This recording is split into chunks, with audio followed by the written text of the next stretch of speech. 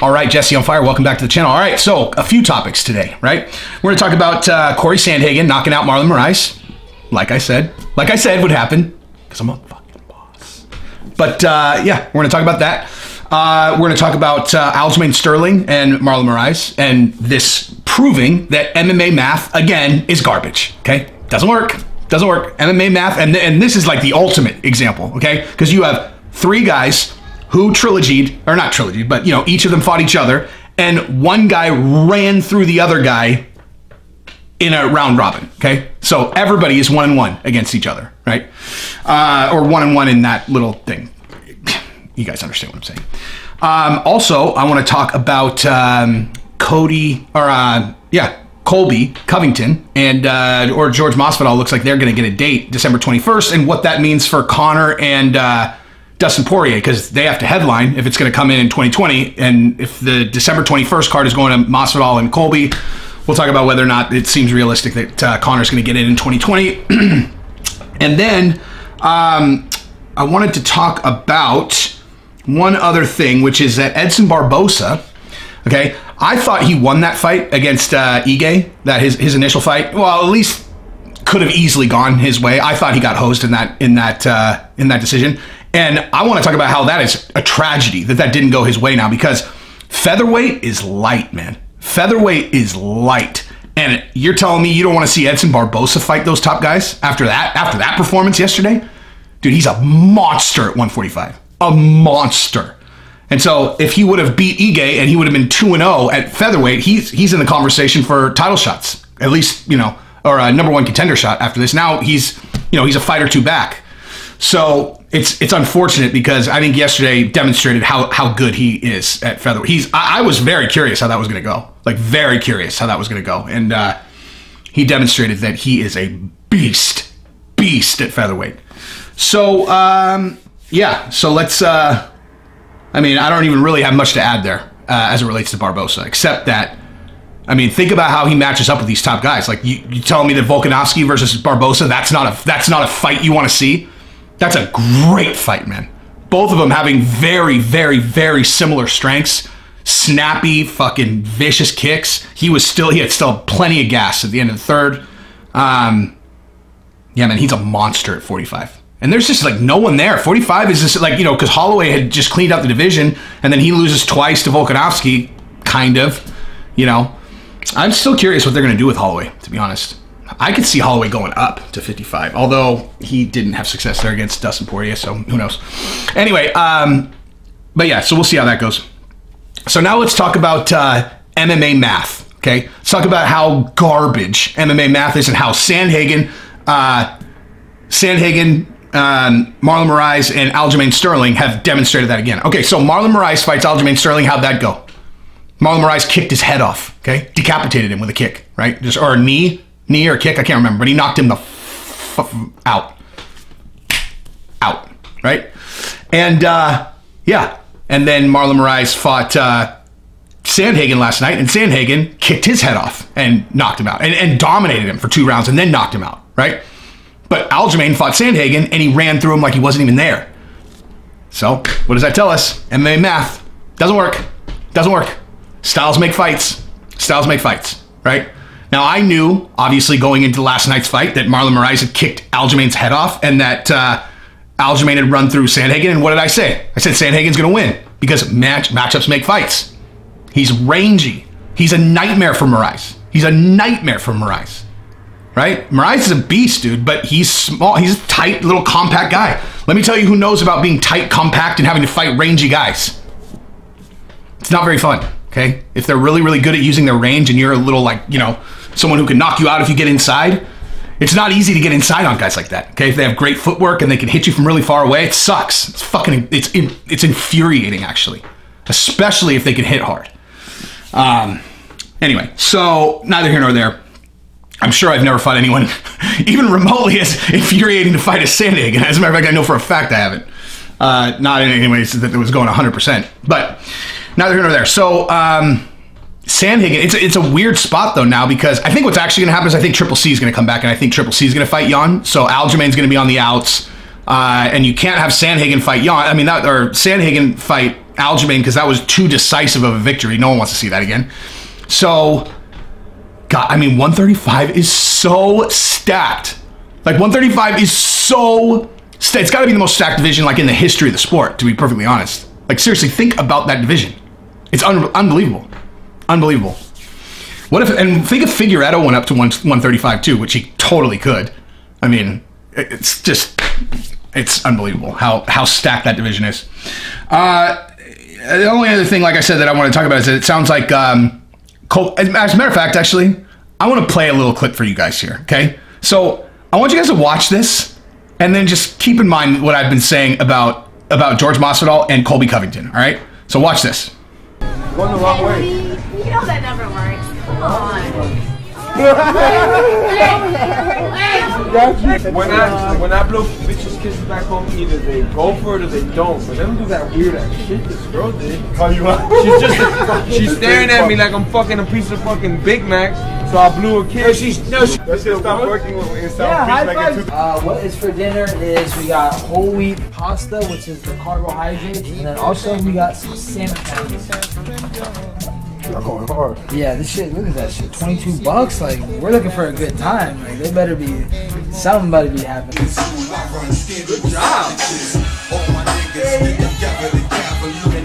Tenía que hacerlo acá.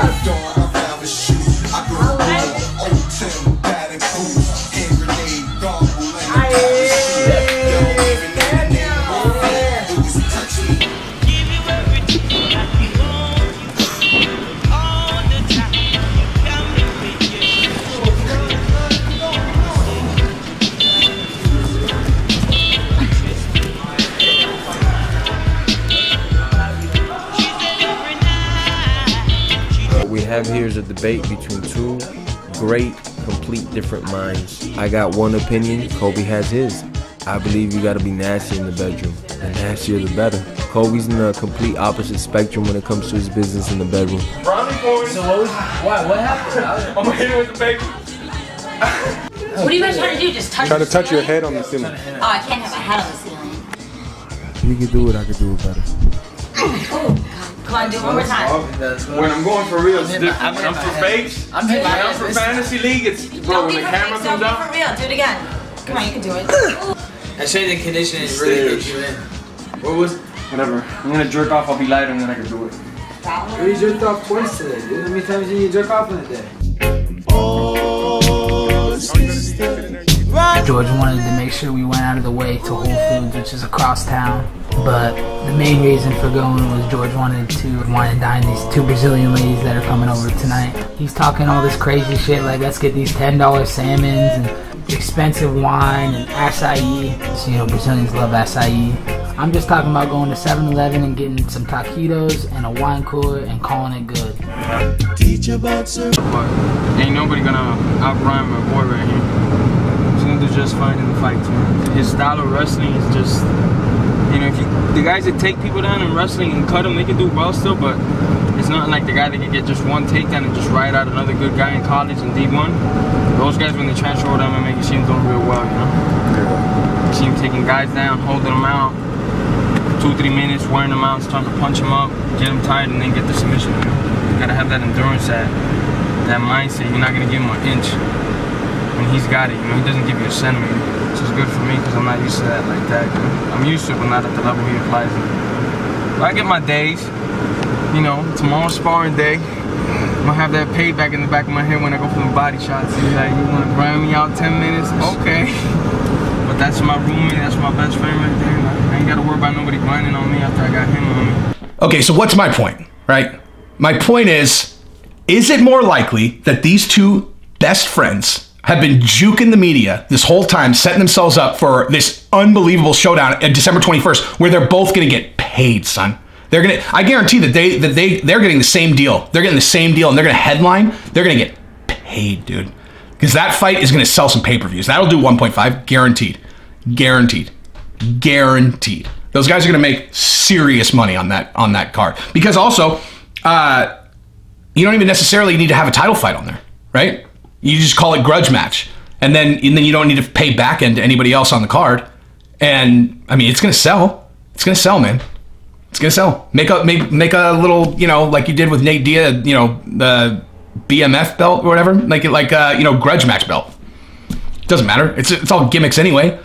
So I love it. Like there's nothing that makes me happy. I mean, I would say if I had to bet, okay, me being who I am and, you know, having exceptional ability to read people and situations, you know, top-notch emotional intelligence is how I would categorize it. I would bet basically, I would say 9-to-1 odds that these two guys are best friends and they've been juking the media. And I'm saying in favor that the beef is not real, okay? That is from, if I'm the odds maker, okay? Like if I'm the odds maker, I'm saying 9-to-1 that these guys are best friends, okay? Like you don't go from being best friends like this to having a public problem with them. Like that's the thing. If they really had a problem, like out of respect for your friend, you wouldn't talk about it publicly. Like if it's real. But keep in mind that if they're best friends, Colby is trying to make the world hate him, right? He's trying, actively trying to make the whole world hate him. So anything negative that George Masvidal says about him, if they're friends, is helping him, right? If they're friends, then every negative thing, every single time that George Masvidal has brought up Colby Covington, called him a scumbag, said he didn't pay his coach, or, you know, oh, look at this guy's piece of shit. Look, he got his jaw wired shut. Oh, he's Trump. Yeah, I don't know if he's on Trump's payroll, but he's got Secret Service now. Every time he's brought him up has been a favor to Colby Covington. As a matter of fact, it doesn't matter whether it's real or not. That's just a fact, okay? Every time that he has brought him up has been a favor to Colby Covington, okay? So keep that in mind when you're assessing whether or not you think it's real. And the only reason why I'm even saying this is because I'm commending them. Like, I think it's the best thing ever, dude. Like, it's honestly, like you guys have a close friend. Like, imagine if you're in the fight business and you're like, you know, like, how can we collaborate and make a fuckload of money together, right? How can we both win at the same time, right? Like a win or a loss on your record. If both of you guys make $7 million, who gives a fuck who wins and who loses, right? Honestly, seriously, who fucking cares? If you get like a little win bonus, it's like, oh, okay, well, you know, so I was getting 350, and you were getting 350, and then we got back end. It's like, oh yeah, you know, I made an extra 350K. I'll tell you what, let's buy, like, if that was the case, honestly, and it was my best friend, I would go buy us matching Paddocks, you know, or buy matching, like, you know, Rolex Presidentials. Like, whoever wins the fight, you take that bonus, chop it down the middle after taxes, and you go buy each other, you know, you buy Rolexes for each other. So that you guys literally, right down the middle, best friends, built it for years, fucking years, and then executed on it. Like, I don't hear anybody else saying that they don't think this is real. And the only reason that I'm bringing it up is to commend them, right? Because I know I'm right, okay? Like I said, 9-to-1. I would say 9-to-1 that I'm right. But it's awesome. Like, it's fucking awesome. And if they ever see this, don't be mad at me. I'm saying, like, this is exactly what I would do if my best friend was in my weight class and we were both stars in the UFC. I would do the exact same thing. And feel free to take that idea that I just threw out there and, you know, buy each other, or whoever wins, buy the other one a Rolex, right? You know, I broke a jaw, but look, you got a, you know, $100,000 solid gold Rolex Presidential with, you know, some diamonds around it. So anyway, that's what I got. If you like the content, subscribe and ring the bell, right? Because again, watch the video. I mean, dude, you don't go from being that good of friends to hating each other. Like, that's just not real. Like, that's what's more likely, right? Best friends hitting on girls together. Like, this is the kind of thing that me and my, like, best friends in the world did all this shit, right? You know, have two girls over, we got the champagne and all this shit, and we're like, oh, dude, you know, and like, you know, when we were like really young, it's like, yeah, we'll close and then we'll switch, and we'll switch it up, dude, switch it up. Yeah. So like, there's no scenario where my boy, the guy who I used to do that with, there's no scenario where I would hate him. Never. And I would never say anything publicly about him. Matter of fact, I told some stories online that were about him, and he got pissed at me that I brought him up and I took him down. Because I'm like, dude, my bad, man. I used a fake name, all that shit. And he got pissed at me and I took the fucking stories down. So anyway, that's what I got. Subscribe to the channel, ring the bell, all those things. Peace.